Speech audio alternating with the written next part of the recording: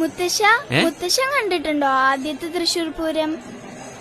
ആദ്യത്തെ തൃശ്ശൂർ പൂരോ? അതൊക്കെ കുറെ കൊല്ലം മുമ്പല്ലേ മോളെ.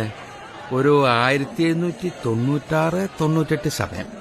അന്ന് തൃശ്ശൂരിൽ നിന്നും കുറെ ദേശങ്ങൾ ആറാട്ടുപുഴ പൂരത്തിന് പങ്കെടുക്കാൻ പുറപ്പെട്ടു. പക്ഷേ ആരും ഒട്ടും പ്രതീക്ഷിക്കാത്ത നേരത്ത് ഒരു ഭയങ്കര മഴ.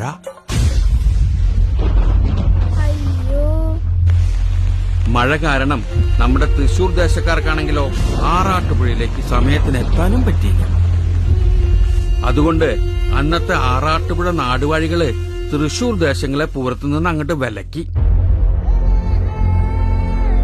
ഒരുപാട് ആശിച്ചു പോയ പൂരത്തിന് പങ്കെടുക്കാൻ പറ്റാത്ത വിഷമം തൃശൂർക്കാർ ഓടി വന്ന് പറഞ്ഞത് അന്നത്തെ കൊച്ചി രാജാവായിരുന്ന രാമവർമ്മ കുഞ്ഞിപ്പിള്ള തമ്പുരാനോടായിരുന്നു.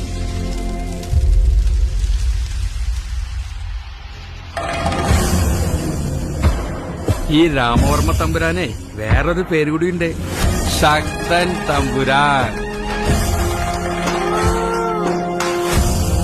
ദേശക്കാരുടെ സങ്കടം കേട്ടിട്ട് തമ്പുരാൻ പറഞ്ഞു, സങ്കടപ്പെടാണ്ടിരിക്കുക, പൂരം ഇനി നമ്മൾ നടത്തും. ഈ ലോകം മുഴുവൻ പൂരം കാണാൻ ഇനി നമ്മുടെ മണ്ണിൽ വരും.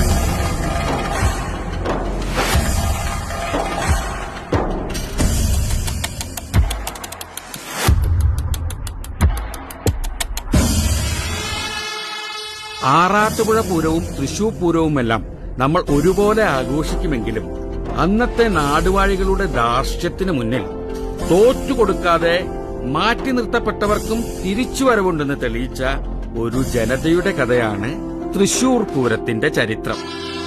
അതിന് നേതൃത്വം കൊടുത്ത മഹാനായ ഒരു രാജാവിന്റെയും കഥ.